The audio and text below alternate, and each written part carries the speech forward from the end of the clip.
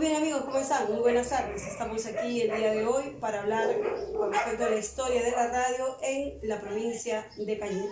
Estoy con uno, yo le digo pioneros, pero él me dice que él ya es la segunda, ¿no?, generación de lo que es la radio en mi provincia. Hace aproximadamente más de 46 años se funda la primera radio, que es Radio Imperial, en la provincia de Cañete, a cargo de don Roberto Pachas Calagua. Estamos hablando en el año 1959. Y obviamente don Víctor Hugo Cárdenas Torres, que hoy me acompaña, fue parte de toda esta nueva generación de historia de radio que se crea en la provincia de Cañete. Hablar de don Víctor Hugo Cárdenas Torres es hablar de la historia, de lo que se da en el progreso y desarrollo también de la comunicación en mi provincia.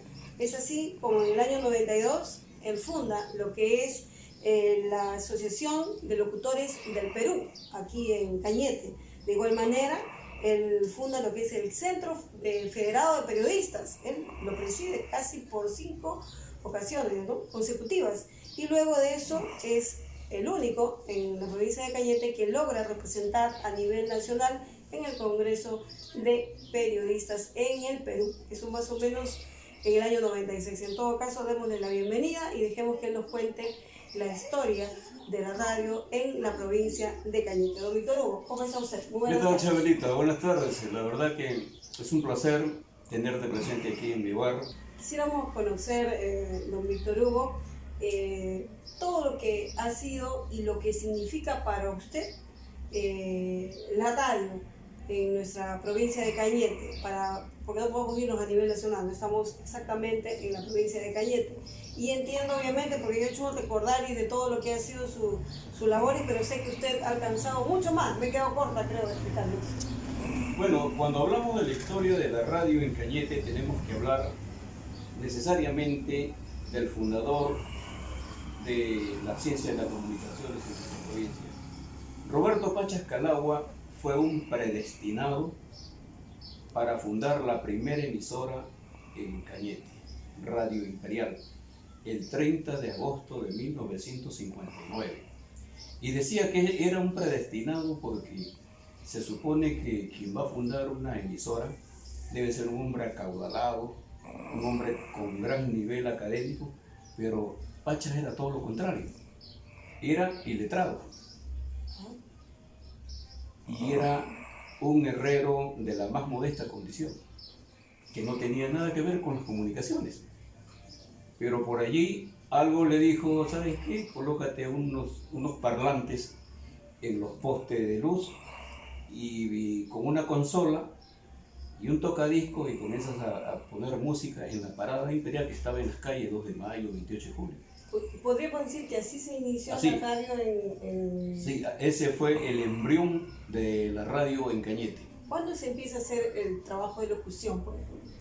Claro, cuando nace la radio, el Radio Imperial, el 30 de agosto de 1959, la primera persona que tomó un micrófono para lanzar una voz a los cielos de Cañete fue la señora Felicita Ochoa de Pachas. ¿Quién era la esposa? La esposa de Roberto.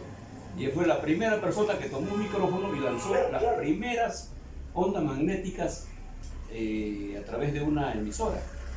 Y bueno, esa noche se recuerda una noche iluminada por estrellas y en un humilde local del distrito de Imperial, allí nace Radio Imperial.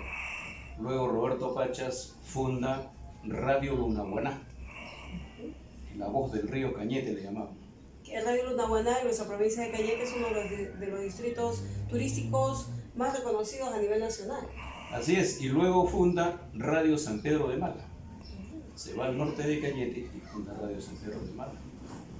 Y luego se va, ingresa a Lima y funda Radio Comas, que ahora lo tiene Miguel Saldaña.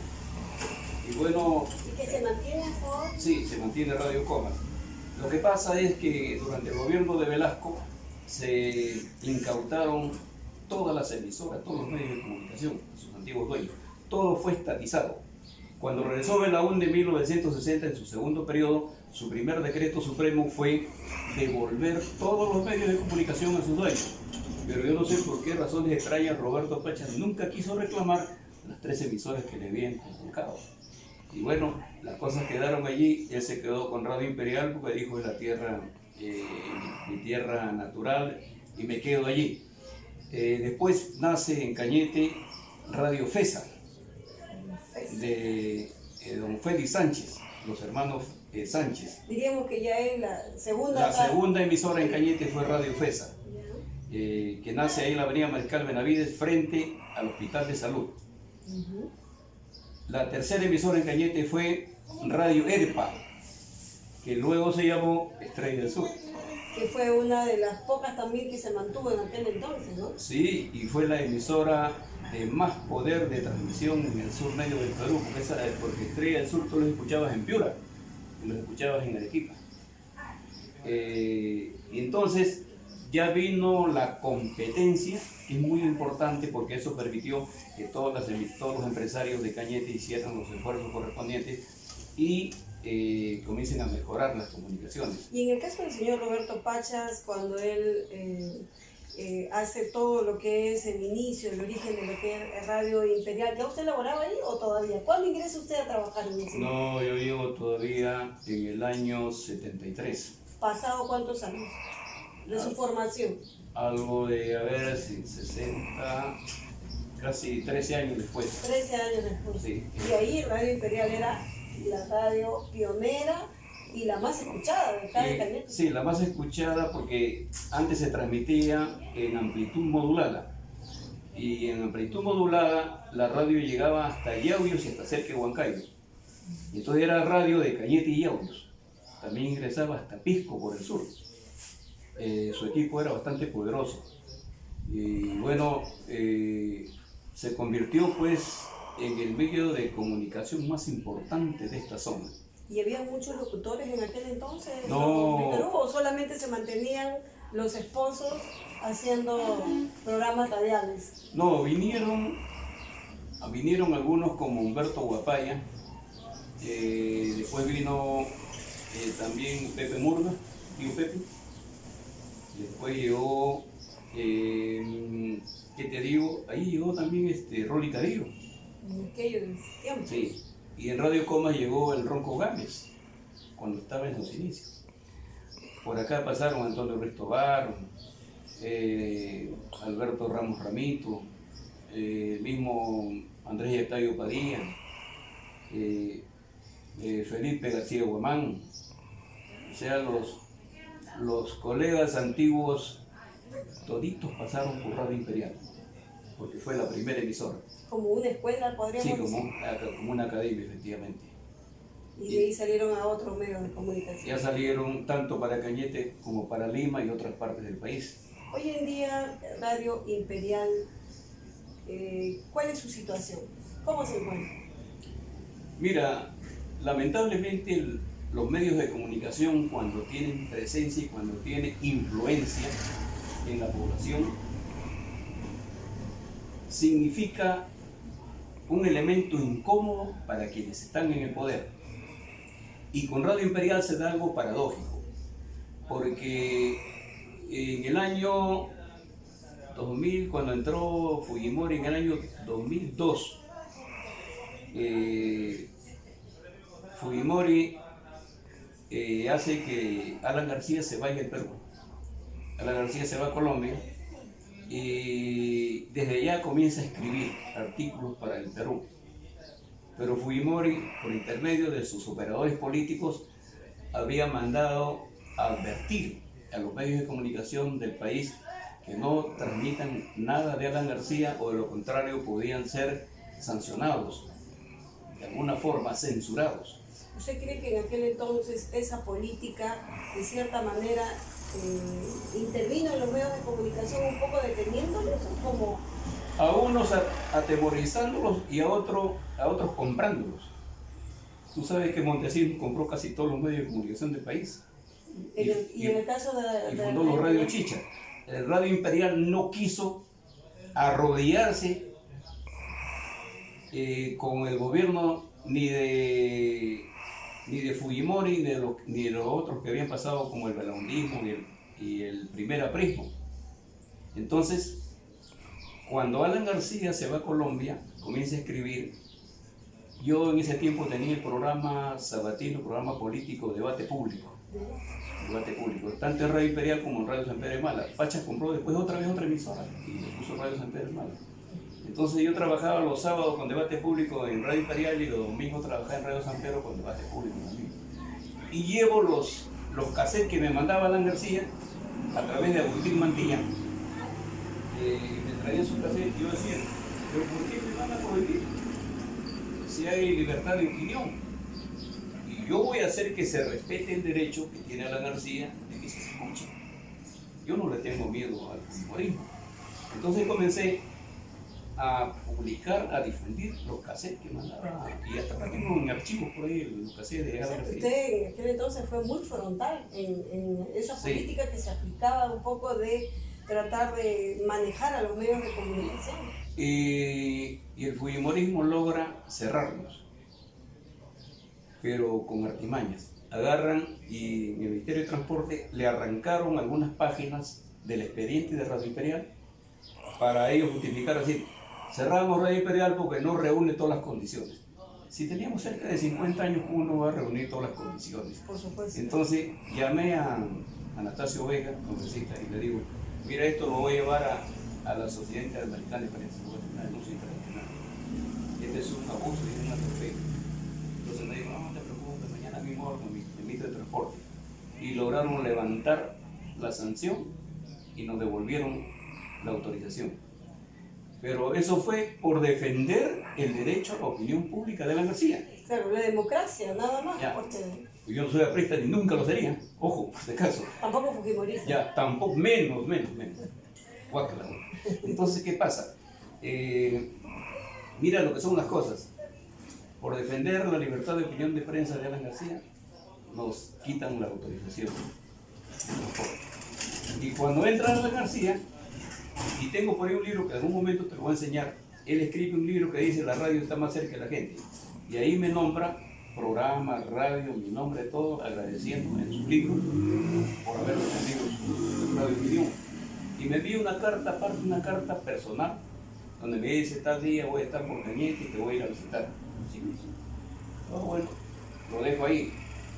Pero sucede que un día recibo una notificación del Ministerio de Transporte, la ministra de Alan García, la señora, bueno, se me dio el nombre, otra vez quitándonos la autorización. A quien le habíamos nosotros defendido su derecho de opinión libre, nos cierran las dos emisoras, Radio Imperial en AM y en FM. Y por ahí viene el problema ya de los juicios, una serie de gestiones, hasta que Roberto Pachas ya se cansó y dijo, ya deja las cosas así. Ya no luchó más por él. Ya no, y bueno, entonces por estos días ya no hay autorización de ninguna de las dos. El Ministerio tomó sus decisiones y nosotros somos muy respetuosos de la ley y acatamos esa decisión. ¿Qué significa para usted Radio Imperial? No, es un sentimiento, es parte de la razón de ser de la familia Pachas. Y como de una manera anecdótica podríamos decir que casi la gran mayoría de su familia se ha formado y son gente de comunicaciones a través de ese medio, que en aquel entonces se dio. Claro, porque mira, hablar de Radio Imperial es hablar de Roberto Pachas, hablar de Roberto Pachas es hablar de Radio Imperial. Entonces para nosotros, luego de 60 años de existencia, de historia, de tantas vivencias, viene el cierre de la emisora en forma injusta, arbitraria y tiránica. Pero las cosas están así, y entonces la familia ha seguido con mucho dolor, con mucha pena, porque esto ha sido realmente traumático para la familia. Desprenderse de un bien que formaba parte de la propia razón de ser de la familia es realmente doloroso. ¿Solo diríamos un bien material o un sentimiento? Lógico, es el bien material, tú sabes que es algo renovable. Claro. pero el sentimiento es algo que está dentro de uno, que vive con uno, y que ayer, hoy, mañana y siempre se recordará que estuvimos inmersos en el quehacer y en la vida diaria de Radio Imperial. Imagínate cómo no recordar cuando el Club Deportivo Walter Ormeño estuvo en 1974 en la primera división del fútbol profesional peruano. La única emisora de Cañete que recorrió todos los estadios del país donde jugó el campeonato de Internacional Deportivo Walter Ormeño fue Golazo Deportivo Radio Imperial. Que usted lo dirigía. Claro, estuvimos ahí y entonces eso va quedando pues, como un recuerdo imperecedero, ¿no? Y entonces ahora saber que ya esto no va más, entonces claro que nos genera un tremendo dolor, pero tenemos que afrontarlo. ¿Cuál es la diferencia para usted de la radio de antes con la radio de ahora? ¿O usted cree que no hay diferencia? Sí. Aparte de los naturales cambios generacionales, hay ahora una suerte de asumir la tecnología en forma casi mecánica, en forma casi robotizada.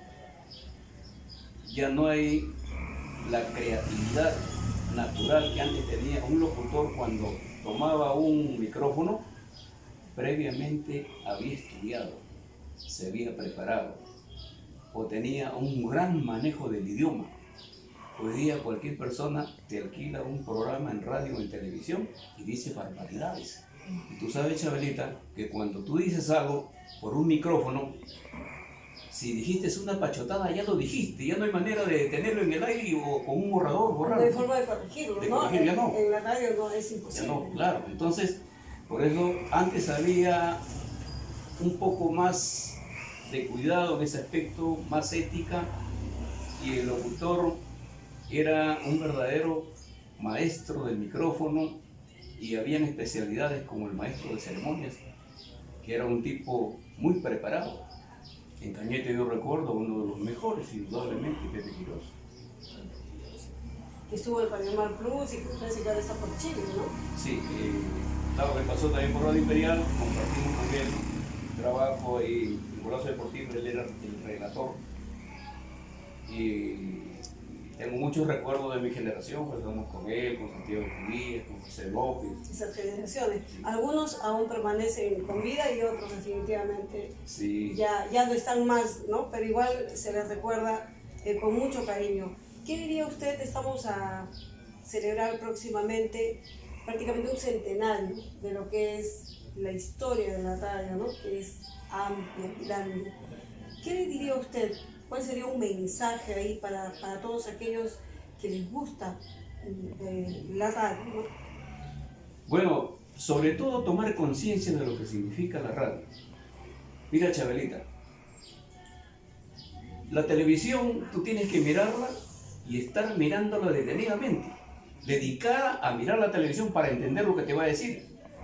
En cambio, en la radio tú puedes estar trabajando, puedes estar cocinando, puedes estar escribiendo, puedes estar haciendo cualquier quehacer y estás escuchando. La radio la escucha el que sabe leer y el que no sabe leer. La radio la escucha el ciego y otra gente con limitaciones. Entonces, la radio, como dice ese dicho muy popular, está más cerca de la gente. Diríamos es más masivo. Lógico, es totalmente masivo.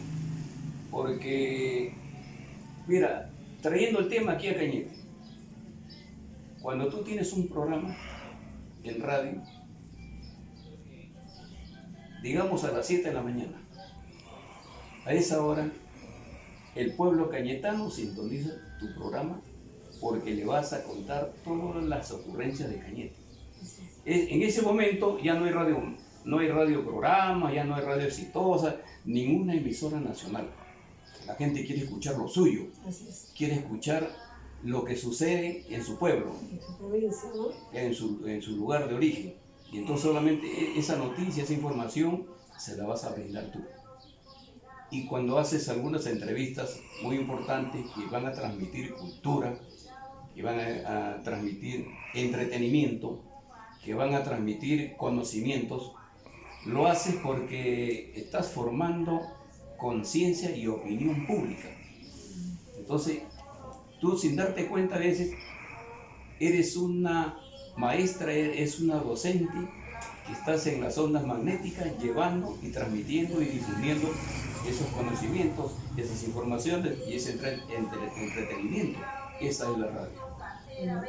Muchísimas gracias, don Víctor Hugo, por su tiempo, por la amabilidad que ha tenido de poder recibirnos el día de hoy y agradecerle, ¿no? Y próximos a celebrar un año más de lo que es la radio a nivel nacional y sobre todo en la provincia de Cañete. Muchas gracias. Cuando guste estamos a tu servicio. Gracias.